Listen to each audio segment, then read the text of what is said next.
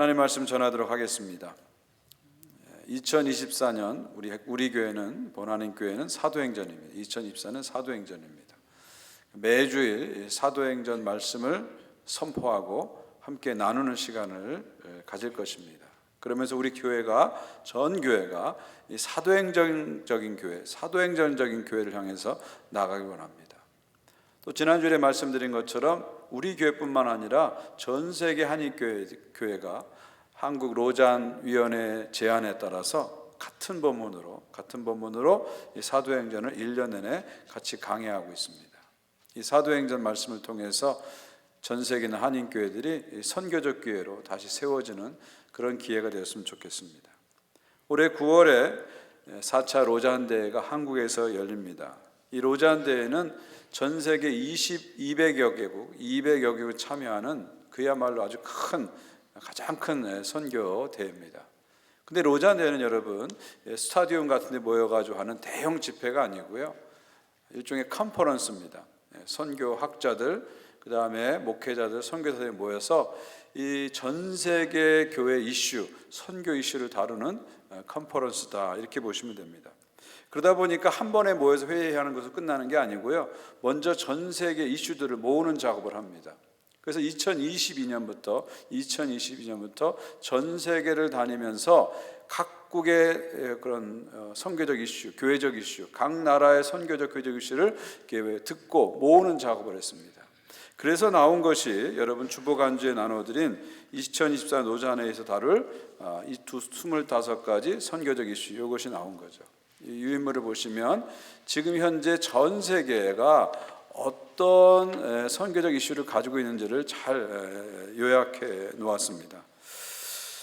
이것이 바로 전 세계가 지금 직면하고 있는 선교적 이슈인데요, 한번 여러분 관심 있게 보시면서 지금 현재 교회 또 전 세계 어떤 교회적 이슈, 선교적 이슈가 있는지를 같이 관심 있게 봤으면 좋겠습니다. 제가 몇 가지 좀 짚어드리면요, 첫 번째 영역이 reaching people, 복음 전파입니다. 복음 전파.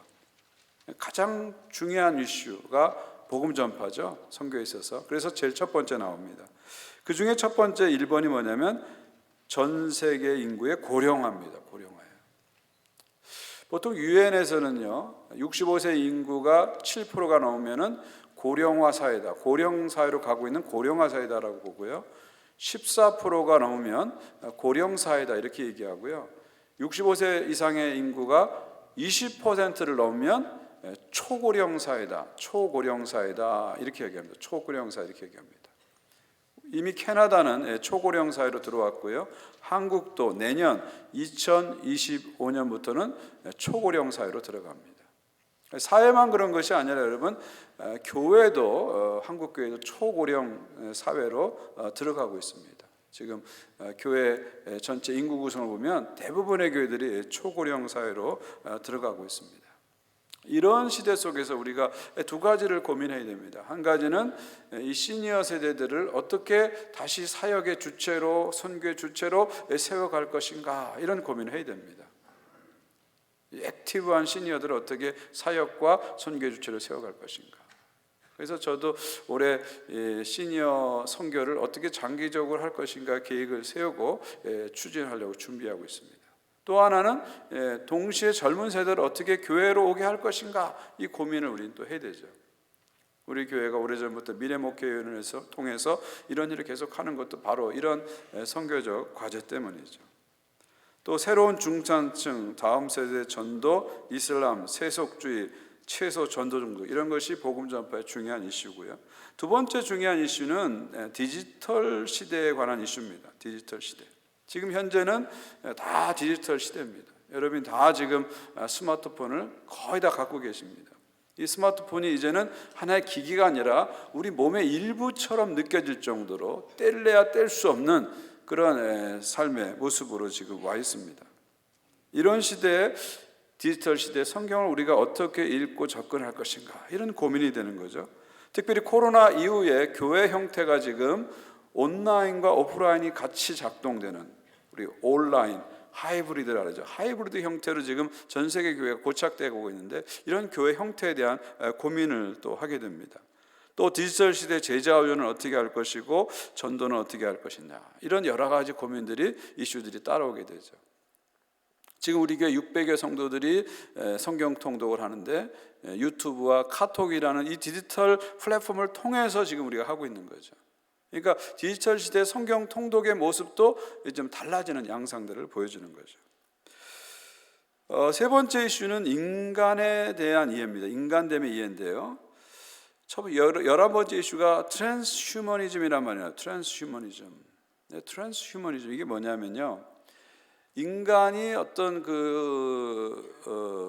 기술을 사용해서, 테크놀로지를 사용해서 인간의 정신적, 신체적 능력이 아주 엄청나게 향상돼서 인간이 인간을 초월하는 거예요. 인간의 능력을 초월하는 트랜스휴머니즘 얘기가 나오는 거죠. 그래서 요즘 시니어들, 연세 많으신 시니어들이나 또는 장애를 가진 분들 중에서 웨어러블 로봇이라 그러죠. 로봇을 이렇게 입게 되면은 걷기도 하고 막 자유롭게 움직이기도 하고 무거운 것도 벌떡벌떡 드는 그런 것들을 여러분 많이 보셨을 거예요. 이게 이제는 공상 과학 영화가 아니라 일상화되고 상용화되는 그런 단계에 오게 되었습니다. 또 인공지능 AI가 이렇게 계속 발전하면서 인간의 신체만 복제해내는 것이 아니라 인간의 정신까지도 복제해내는 그런 시대가 된 거예요. 마치 그 손오공이 분신술을 사용해서 여러 개 손오공을 만드시듯이 나와 똑같은 사람들을 여러 개 만들 수 있는 그런 정도까지의 인간의 기술이 지금 접근해 가고 있다 하는 사실입니다. 자, 이런 트랜스휴머니즘 시대 속에서 인간이 뭔가, 우리 전통적으로 갖고 있는 인간에 대한 정의가 있잖아요. 그런 것들을 우리가 이제는 고민해야 되는 그런 시점에 되어 있는 거예요. 또 구원이라는 건 도대체 이 시대 속에서 구원이라는 건 뭐냐, 그런 인간됨에 대한 고민이 선교적 이슈로 대두되고 있는 거죠. 12번째는 Sexuality and Gender, 성과 성별의 문제입니다. 여러분 캐나다에 사시면서 이 이슈는 아주 심각하게 여러분 느낄 겁니다. 우리 교회는 이 이슈에 대해서 오랫동안 고민하고 논의하고 이런 과정을 거쳤습니다. 그러면서 우리 교회 입장은 아주 분명하죠. 동성애자 결혼과 안수에 대해서 우리는 절대적으로 반대합니다. 우리는 성경적이고 전통적인 결혼관을 절대적으로 지지하죠. 제가 한 가지 분명하게 여러분에게 말씀드릴 것은, 토론토에 있는 많은 교회들이 있는데 많은 교회들 중에서 아니 캐나다 전체에 있는 교회 중에서 이 이슈에 대해서 가장 열심히 싸우고 있는 교회는 바로 본한인교회라고 저는 확신 있게 말씀드립니다. 우리는 그냥 반대만 하는 것이 아니라 이 이슈를 갖고 싸우고 있어요. 제가 어떻게 그렇게 말씀드리냐면, 우리는 여기에 많은 예산을 쓰고 있습니다, 실제로. 그리고 다른 캐나다 복음주의 교회들과 연대하면서 이들을 계속해서 하고 있습니다. 그냥 우리는 반대해요, 가만히 있는 교회가 아니라 우리는 계속해서 이 이슈를 갖고 싸우고 있습니다. 언제 한번 제가 여러분들에게 우리가 어떻게 하고 있는지를 나누고 또 같이 기도를 나눌 수 있는 시간을 갖도록 하겠습니다. 그 외에도 정신 및 신체 건강의 이슈들이 대두되죠. 네 번째 이슈의 영역은 다중심적인 선교, 영어로 폴리센트릭 미션이라는 거예요. 폴리센트릭 미션이라는 거죠. 이건 무슨 얘기냐면, 여러분 옛날에는 선교하는 나라와 선교받는 나라가 딱 구분되어 있었어요. 예를 들면 유럽이나 오세아니아, 북미는 선교하는 나라죠. 그렇죠? 반대로 아시아, 아프리카, 남미는 선교받는 나라, 이게 구분이 되어 있어요. 근데 지금은 그게 다 없어져 버렸어요. 유럽, 북미도 선교하는 나라입니까? 아닙니다. 선교가 필요한 나라가 되어버렸어요. 아시아, 아프리카, 남미가 선교만 받는 나라입니까? 아닙니다. 열정적으로 선교하는 나라가 되어버렸어요. 이 선교가 폴리센트릭, 다중심적으로 바뀌고 있습니다. 거기다가 이민과 난민의 물결이 전 세계에 요동치면서 열방들이 우리가 찾아가지 않아도 막 찾아오는 그런 시대가 되었습니다. 그러다 보니까 선교가 이 다중심적으로 바뀌는 거죠. 그래서 선교학자들은 오늘날의 선교는 from everywhere to everyone 이런 말을 써요. From everywhere to everyone 이런 말을 써요. 모든 곳에서 모든 사람에게로 이 다중심적인 선교가 펼쳐진다, 그런 얘기죠. 이런 다중심적인 선교에 대한 고민들을 우리는 하게 되는 거죠. 다섯 번째 이슈의 영역은 미션 앤 홀리니스, 선교와 거룩함입니다. 이 선교를 하는 것도 중요하지만 선교하는 주체인 우리가 누군가, 교회와 교회 리더들의 정직성, 반부패, 이런 게 중요하다는 거예요. 삶을 건강하게 거룩하게 살아가는 이 통전적 영성, 지도자들의 품성, 이런 것들이 이제 다시 강조되는 거예요. 왜냐하면 이것 때문에 너무 많은 선교가 무너지고 이것 때문에 너무 많은 교회가 무너졌기 때문에 홀리니스에 대한 이슈가 다시 이제 부각되는 거죠. 여섯 번째는 공동체 안에서 증인되기. 그러니까 멀리 나가서 선교하는 해외 선교도 중요하지만 로컬 커뮤니티, 우리 지역사회에서 어떻게 선교할 것인가, 이게 중요한 이슈가 됐습니다. 이민자, 난민들이 이렇게 몰려오면서 이들에 대한 선교, 그 다음에 인터넷 공간, 디지털 공동체에서 예수님의 증인되는 문제, 이런 것들이 이제 선교적 이슈로 지금은 부각되고 있는 겁니다. 그래서 우리 교회가 EMA 작년에 시리아 난민 한 가정을 입양해서 캐나다에 잘 정착할 수 있도록 도와줬어요. 이번에 KM이 여러분의 헌금을 바탕으로 해가지고 또 탈북자 한 가정을 또 잘 정착을 도와줄 겁니다. 이런 선교들이 이제 이민 난민의 문제 때문에 적극적으로 필요한 시대가 되어가고 있는 것입니다. 그리고 우리에게 찾아온 열방들, 이 다민족에 대한 선교에 우리가 관심을 가지고 지금도 나아가고 있습니다. 또 우리 촌 선교 프로젝트가 주로 로컬 커뮤니티, 지역 공동체를 향하고 있는 것도 바로 이런 이슈와 무관하지 않습니다. 마지막 일곱 번째는 사회적 상호 교류의 이슈가 있습니다. 이 경제적으로 어려워지니까 이를 계기로 해서 오늘날 이 모든 사회와 정치가 극단으로 막 치우치고 있어요. 극단으로 치우치고 있어요. 한국도 그렇고 전 세계가 그래요. 유럽에서는 극우 포퓰리즘이 지금 강세를 보이고 있습니다. 이민자에 대해서 극단적인 혐오감을 표시하고 난민에 대해서 극단적인 혐오감을 표시하는 극우 정당들이 네덜란드에서도 일당이 됐고 이탈리아도 일당이 됐고 아르헨티나에서 정권을 잡았고요. 전 세계적인 현상으로 지금 나타나고 있어요. 이런 현상들이 나타나고 있죠. 또 기독교 안에서도 이 극단적인 신앙을 가진 분들이 항상 일정 포션이 있었어요. 항상 어느 시대나. 근데 오늘 이 시대는 점점 그 포션이 커져가고 있는 그런 상황에 있습니다. 이런 상황 속에서 소외받고 고통받고 억압받는 이 취약계층에 대한 선교들, 그리고 코로나 이후에 기후위기, 정신을 못 차릴 정도로 막 지금 다가오고 있는 이 기후위기, 여기에서 창조세계 돌봄도 선교적인 중요한 이슈로 대두되고 있고요. 우리의 일터도 선교적 과제로 보게 되는 겁니다. 자, 이렇게 25가지 이슈들을 쫙 봤는데요. 어떻습니까? 참 복잡하죠. 그죠? 참 복잡하고 많은 이슈를 가지고 있습니다. 어떤 건 여러분들 용어 자체도 낯설게 느껴지는 것도 있을 것입니다. 그러나 어쨌든 이런 25가지 이슈가 그냥 나온 게 아니라 전 세계를 4년 동안 다니면서 학자들이 모은 이슈들입니다. 우리가 앞으로 세상 속에서 선교를 하려면 이런 이슈들을 우리는 직면할 수밖에 없는 거죠. 이런 이슈에 관심을 가져야 됩니다. 여러분, 크리스찬은 월드리 크리스찬, 세속적인 크리스찬이 돼서는 안 됩니다. 월드 크리스찬, 세계적인 크리스찬이 돼야 되죠. 글로벌 크리스찬이 돼야 됩니다. 우리의 지경을 넘어서서 다른 세계와 전 세계를 가슴에 품고 고민하고 기도하고 참여하는 크리스찬이 돼야 되죠. 그런 의미에서 여러분에게 주보에 끼워드린 거 한번 여러분 보시면서 이런 이슈들이 있구나, 여러분의 기도 제목으로 함께 삼아 주셨으면 좋겠습니다. 여러분, 이렇게 복잡하고 많은 교회 이슈들이 있어요. 선교적 이슈들이 있어요. 이거 어떻게 풀어갈까요? 2000년 교회 역사를 보게 되면 교회가 위기에 처했을 때, 많은 문제를 처했을 때 한 가지 쓰는 아주 공통적인 방법이 하나 있습니다. 그것은 뭐냐면 근원으로 돌아가는 거죠. 구체적으로 성경의 교회로 돌아가는 겁니다. 더 구체적으로 사도행전에 나오는 초대교회로 돌아가는 것, 이것이 아주 중요한 방법입니다. 우리가 잘 아는 종교개혁의 모토가 뭐죠? 근원으로 돌아가라. 아드 폰테스, 리턴 투 더 소스, 근원으로 돌아가라. 이게 종교개혁의 모토입니다. 여기서 근원은 뭘까요? 사도행전에 나오는 초대교회로 들어가자는 거죠.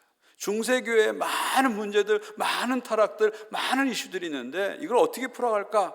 종교개혁자들은 근원으로 돌아가자. 사도행전의 초대교회로 돌아가서 문제를 풀자. 이러면서 종교개혁이 나타나게 되는 것이죠.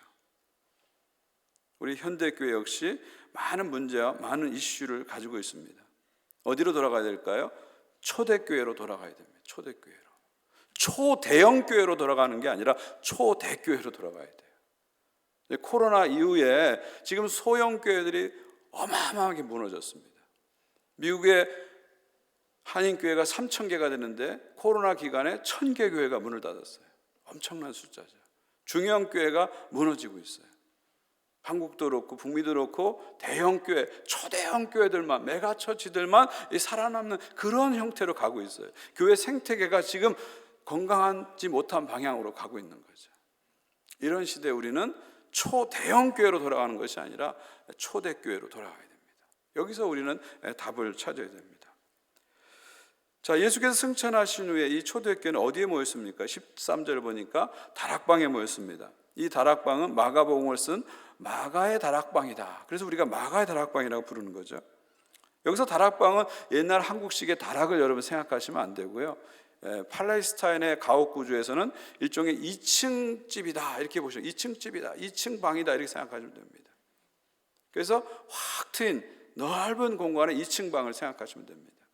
120명이 모일 정도니까 아주 큰 2층 방을 여러분이 생각하시면 됩니다. 바로 이 다락방에서 역사상 첫 교회인 초대교회가 시작됐습니다. 여기 누가 모였습니까? 가룟 유다를 뺀 11 제자가 모였고요. 갈릴리로부터 예수님을 따르고 섬겼던 여인들이 모였고요. 예수님의 어머니 마리아가 모였고 예수님의 육신의 동생들이 모였습니다.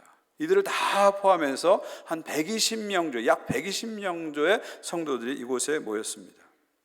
자, 이렇게 모인 첫 초대교회는 무엇을 했습니까? 14절 보십시오. 더불어 마음을 같이하여 오로지 기도에 힘쓰더라.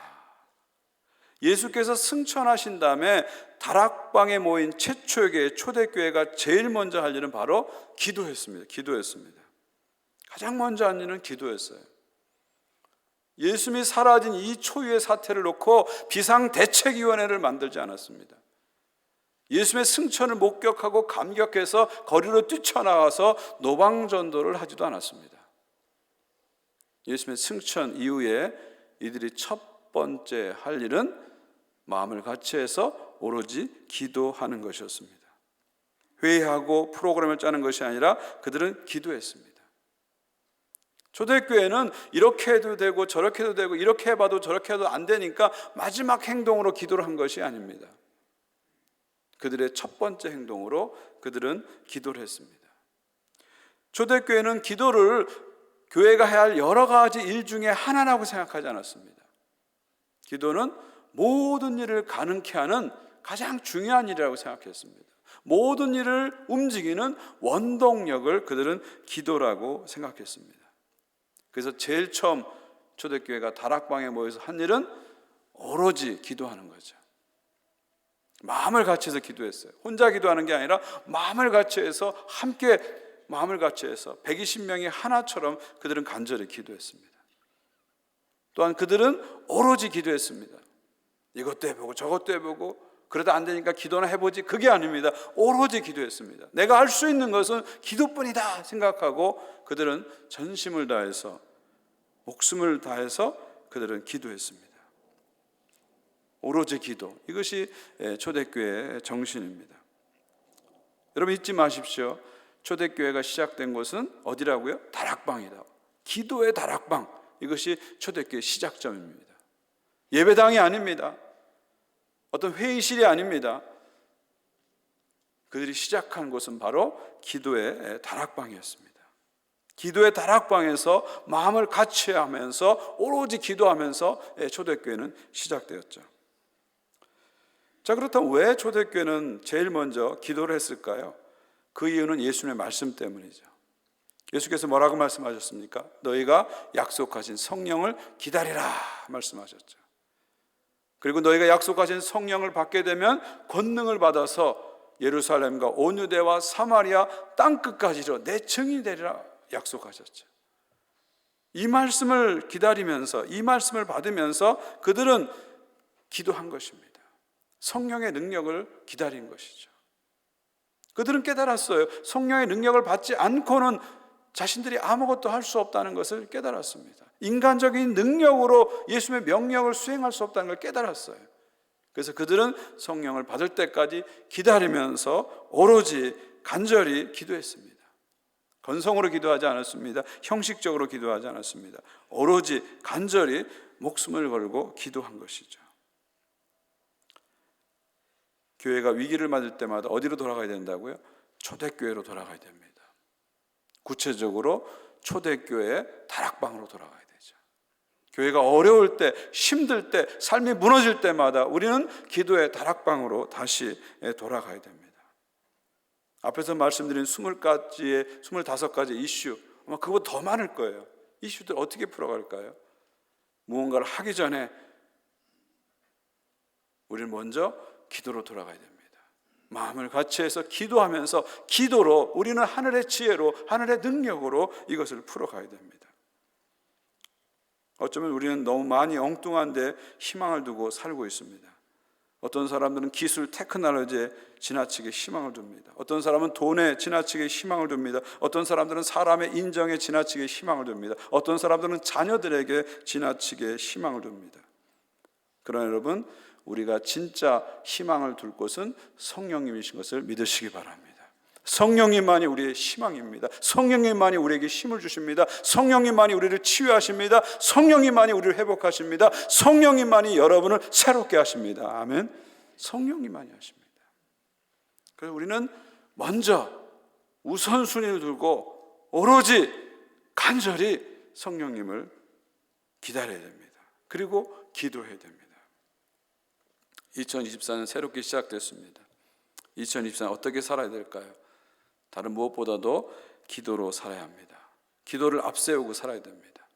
절대로 기도보다 앞서지 마시기를 부탁드립니다. 말하기 전에 기도하시고요, 계획하기 전에 기도하시고요, 결정하기 전에 기도하시고요, 일하기 전에 기도하시기 바랍니다. 기도로 성령의 능력을 받아서 2024년을 승리하시는 여러분 모두가 되시길 주님의 이름으로 축원드립니다. 자, 15절 이하를 보게 되면요, 이렇게 기도한 후에 초대교회가 제일 먼저 한 가지 일이 나옵니다. 그게 바로 뭐냐면 마띠아를 뽑아서 12사도의 수를 채우는 것입니다. 여러분 한번 생각해 보십시오. 지금 초대교회가 막 출발하려고 합니다. 얼마나 할 일이 많아요. 뭐 장소도 렌트해야 되고, 뭐 사람도 세워야 되고, 조직도 갖춰야 되고, 얼마나 할 일이 산더미처럼 많습니까?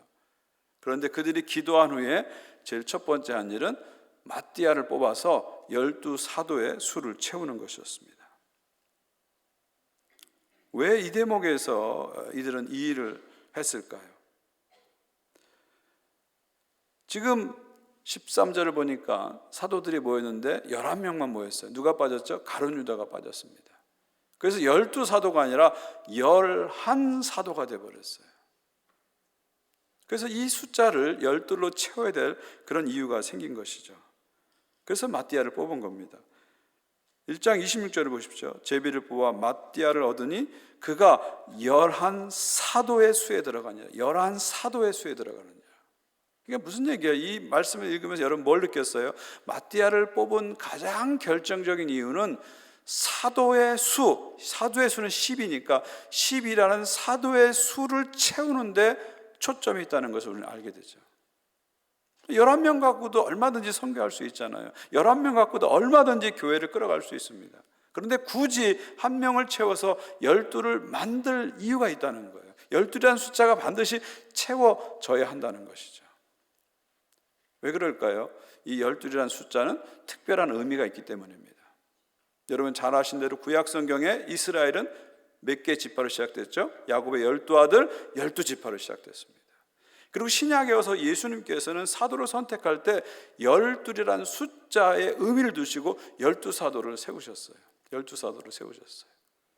왜 12사도를 세우셨을까요? 이들이 바로 구약 12지파를 계승하는 새 이스라엘 12지파 공동체라고 보신 거죠. 12사도를 통해서 새 이스라엘이 시작될 것이다. 12사도를 통해서 새 이스라엘 하나님 나라가 펼쳐질 것이다 생각하시고 10이라는 숫자에 예수님 초점을 맞추신 거죠. 이런 흐름은 계시록까지 계속 이어집니다. 계시록에 구원받은 하나님 백성의 숫자, 천상교회의 숫자를 14만 4천이라고 그러죠. 이 14만 4천은 12 곱하기 12 곱하기 1000입니다. 12지파, 구약 12지파, 12사도, 신약 12사도 곱하기 1000, 많은 숫자를 따른 1000을 더해서 14만 4천이 나온 겁니다. 그러니까 하나님 나라의 백성의 숫자는 14만 4천인데 그것은 바로 신구약에 구원받은 숫자, 이 10이라는 숫자가 반드시 들어가죠. 또 새 예루살렘, 제가 새 예루살렘은 천국을 얘기하는 것이 아니라 새 예루살렘은 완성된 교회 모습이라고 말씀드렸잖아요. 그 새 예루살렘 완성된 교회도 다 10이라는 숫자로 관통됩니다.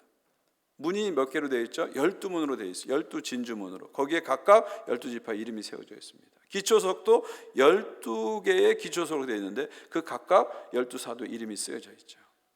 그러니까 10이라는 숫자는 결국 하나님의 백성의 숫자고 교회 숫자라는 거죠. 그래서 예수님께서 12를 맞추신 거고 계시록도 12를 맞춘 겁니다.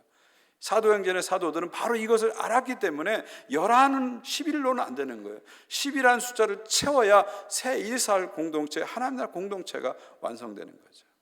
그래서 마띠아를 이 중요한 시기에 뽑게 된 겁니다. 그리고 12이 갖춰주자 2장에서 성령이 임하고 그 12사도 공동체가 성령의 능력을 받아서 새 이스라엘 하나님 나라 이를 펼쳐가는 것이 이 사도행전의 역사입니다. 마지막 한 가지만 더 살펴볼 것은 이 뽑는 방식입니다. 여러분 마띠아를 뽑을 때 어떻게 뽑았습니까? 뽑는 방식이 제비뽑기였습니다. 놀랍게도 이 선출 방법은 제비뽑기였습니다. 여기 말씀 보니까 제비를 뽑아 마띠아를 얻으니 그랬어요. 제비를 뽑아서 마띠아를 얻었습니다. 그러니까 먼저 한 명을 뽑는데 사도 한 명이 필요한데 2명을 공천합니다. 아마 사도들이 먼저 2명을 공천한 것 같아요. 배수 공천한 거죠. 마띠아와 요셉을 배수 공천합니다. 그 다음에 어떻게 그 중에 한 명을 뽑습니까? 권위 있는 베드로가 이 사람입니다 지명하면서 뽑습니까? 그렇게 안 하죠. 또 120명에게 투표용지 다 나눠주고 이름 쓰게 해서 뽑습니까? 그렇게 하지 않습니다. 놀랍게도 그들이 쓴 방법은 제비뽑기 방식입니다. 아마 이렇게 했을 거예요. 돌 하나에다가 요셉이라고 쓰고 또 돌 하나에다가 마띠아라고 썼을 거예요. 그리고 돌을 주머니에 집어넣고 간절히 기도한 중에 손을 넣어서 돌을 하나 뽑아서 그 뽑힌 사람이 이제 당선자가 되는 거죠. 그게 바로 마띠아가 된 겁니다. 왜 이런 방식으로 이 중요한 사도의 수를 채우는 이 중요한 일을 왜 이런 방식으로 했을까요? 그 이유는 이런 방식이 구약 성경 때부터 내려온 방식이기 때문이죠. 모세 시대부터 느헤미야 시대까지 땅을 나눠줄 때 제비뽑기를 통해 나눠줬습니다. 중요한 임무를 맡길 때 제비뽑기를 통해서 이렇게 시행했습니다. 왜 중요한 일을 이렇게 성경은 제비뽑기를 통해서 했을까요? 그 이유는 인간의 능력, 인간의 배경의 기초에서 중요한 일을 결정하는 것이 아니라 결정적으로 하나님의 뜻에 전적으로 맡기면서 하나님의 뜻에 따라서 결정하기 위해서 제비뽑기 방식을 선택한 거죠. 능력이 많으면 땅을 많이 차지하고 능력이 많으면 큰 직분을 차지하는 그런 방식이 아니라 제비뽑기를 통해서 전적으로 하나님의 뜻을 의지하는 방식, 이것이 바로 제비뽑기의 정신입니다. 여러분 마이클 샌델 교수 들어보셨습니까? 마이클 샌델 교수 아마 한국 분들 많이 아실 거예요. 마이클 샌델 교수 정의란 무엇인가 이 베스트셀러를 쓰신 분이죠.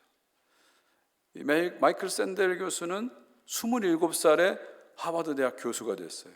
하버드 역사상 최연소 교수입니다. 그리고 지금까지 30년 이상 하버드에서 강의를 하고 있어요.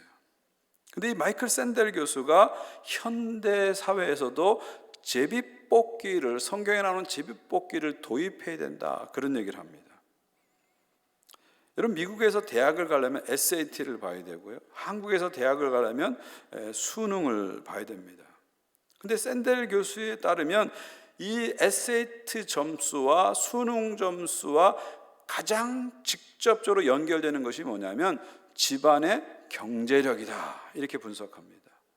30년 이상 하버드 대학에서 교수했으니까 이 사람 말이 맞을 겁니다. 그러니까 집안의 경제력이 좋은 사람, 부모의 수입이 인컴이 좋은 사람들은 이 사교육의 과외 같은 사교육의 기회를 가지다 보니까 수능 점수가 높을 수밖에 없다는 거예요.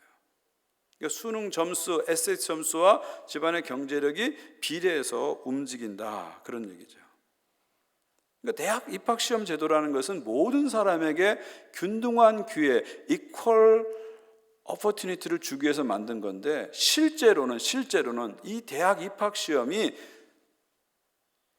부의 대물림, 사회적 지위의 대물림에 사용되고 있다, 이렇게 지금 샌델 교수는 보게 됩니다. 이 기득권을 대물림하는데 이 대학 입학 시험이 사용되고 있다, 이렇게 이분은 분석합니다. 그러면서 이 문제를 해결하기 위해서 이분이 파격적인 제안을 하는데, 그게 바로 성경에 나오는 제비뽑기입니다. 제비뽑기입니다. 무슨 얘기냐면, 많은 사람들이 대학에 지원할 거 아닙니까? 그러면 그 중에서 정말 학업 능력이 안 되는 사람들은 골라내고 학업 능력이 되는 사람들을 놓고서 제비를 뽑아서 입학생을 결정하다, 그런 얘기죠. 예를 들면 하버드 대학 같은 경우에는 1년에 4만 명의 지원자가 몰려온대요. 4만 명이. 근데 그 중에서 2,000명을 뽑는 거예요. 하버드생 2,000명 신입생을 뽑는데, 이분의 얘기는 이런 거예요. 4만 명이 몰려오면 그 중에서는 정말 학업 능력이 안 되는 사람도 있을 거라는 거예요. 그러면 그분들 한 절반은 출연하고 2만 명이 남을 거라는 거죠. 그럼 2만 명 어떻게 뽑냐? 2만 명 이름 써놓고 제비뽑기를 뽑자는 거예요. 이분이 제안이 그거예요. 그래서 제비뽑기로 신입생을 뽑게 되면 뽑힌 사람도 우쭐하지 않는다는 거예요. 이거 내가 능력이 있어서 뽑힌 게 아니라 운으로 뽑혔기 때문에 겸손해진다는 거죠. 그리고 떨어진 사람도 내가 못나서 떨어진 것이 아니라 운이 없어 떨어진 것이기 때문에 덜 절망한다는 거죠. 그래서 파격적이긴 하긴 하지만 이런 제도를 통해서 능력주의 사회의 이 부작용을 완화시켜야 된다, 이것이 마이클 샌델 교수의 이야기죠. 저는 이 마이클 샌델 교수의 이야기를 들으면서 왜 성경이 이 중요한 열두 사도를 뽑는 일에 제비뽑기를 도입했는지에 대해서 명확하게 이해를 하게 됐어요.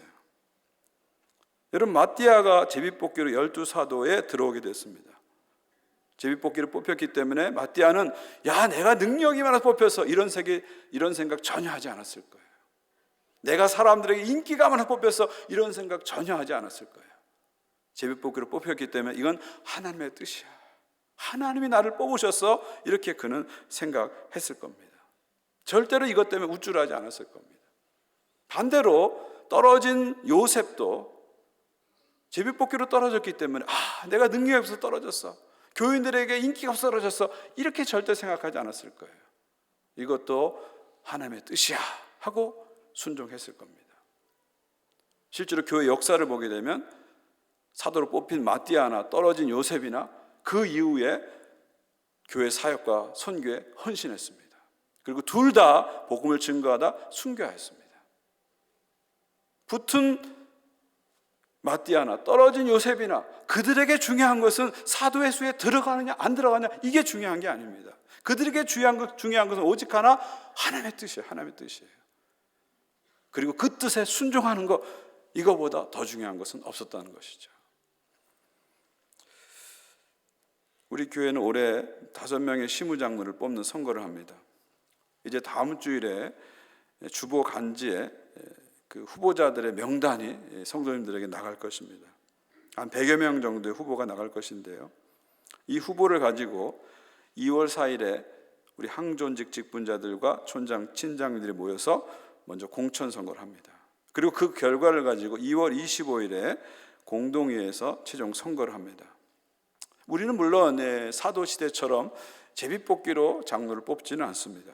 그러나 저는 이번 장로 선거를 하면서 여러분 모두가 이 제비뽑기의 정신을 마음에 새겼으면 좋겠습니다.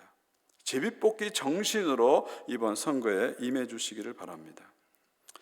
보통 후보 명단이 공개되면 예년의 경우를 보면 어떤 분들은 저는 자격이 없어요, 빼주세요, 그런 분들이 나옵니다. 또 어떤 분들은 저는 상황이 안 됩니다, 빼주세요, 그런 분들도 나옵니다. 어떤 분들은 아주 직접적으로 제가 될지 모르니까 빼주세요, 그런 분도 있어요. 내가 될 것 같아요, 빼주세요, 이런 분도 있습니다. 저는 이런 분들에게 오늘 말씀에 나오는 제비뽑기 정신을 상기시켜드리고 싶습니다. 여러분, 교회에서 사람을 뽑는 것, 세우는 것, 이건 거룩한 주님의 뜻인 것을 믿으시기 바랍니다. 제비뽑기를 통해서 하든 선거를 통해서 하든 성령님의 역사하심을 통해서 이루어지는 것이죠. 만약 여러분이 뽑혔다면 여러분의 능력으로 된 것이 아니라는 걸 아셔야 됩니다. 또 여러분이 뽑혔다면 하나님은 여러분의 상을 누구보다 잘 아세요. 그럼에도 불구하고 여러분이 뽑혔다면 하나님은 또 다른 계획을 갖고 계신 거예요. 더 큰 그림을 그리고 계시는 거죠. 그걸 여러분이 받아들이셔야 돼요. 그래서 주님이 나를 뽑으셨기에 내가 순종하는 거죠. 순종하는 거죠. 그리고 나의 인생에서 시무장로로서 정말 주님의 교회를 섬기는 것을 내 인생의 황금기로 최고의 영광으로 알고 달려가는 것입니다. 달려가는 거예요. 반대로 안 뽑히신 분이 있다면, 내가 원했는데 안 뽑히신 분이 있다면 낙심하지 마십시오. 주님은 분명히 여러분을 향해서도 더 큰 계획을 갖고 계세요. 중요한 건 뭡니까? 마띠아처럼 요셉처럼 뽑혔던 안 뽑혔던 그게 중요한 것이 아니라 거룩한 주님의 뜻이 중요한 거고, 더 중요한 것은 그 뜻에 우리가 순종하는 것입니다. 그러므로 안 뽑힐까 걱정하지 마시고요, 뽑힐까 두려워하지 마시고요, 모든 것을 하나님께 맡기시고 하나님께 뜻에 순종하시는 여러분 모두가 되시기를 간절히 바랍니다. 자, 24절 25절 읽고 마칠 텐데요, 24절 25절입니다.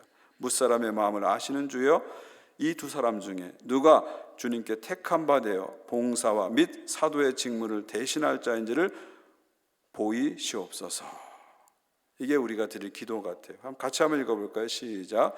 무사람의 마음을 아시는 주여, 이 두 사람 중에 누가 주님께 택하신 바 되어 봉사와 및 사도의 직무를 대신할 자인지를 보이시옵소서.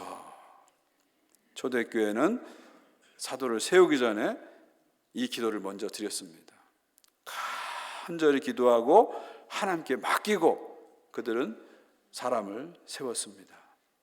우리도 마찬가지죠. 주님께 온전히 맡기고 주님의 뜻에 순종하는 길로 나가야 됩니다. 사랑하는 성도 여러분, 2024년이 새롭게 시작됐습니다. 어떻게 우리가 새해를 살아야 될까요? 어떻게 우리가 교회에서 이 새해에 사역을 해야 될까요? 마음을 같이 해서 오로지 기도하시기를 간절히 바랍니다. 기도를 앞세우세요. 항상 기도보다 앞서가지 마시고 기도를 앞세우시고 기도를 통해서 성령의 능력을 받아서 하나님의 일을 감당하시기 바랍니다. 여러분, 기도는 뭐예요? 내 마음을 주님께 여는 게 기도입니다. 내 마음을 주님께 여는 게 기도예요.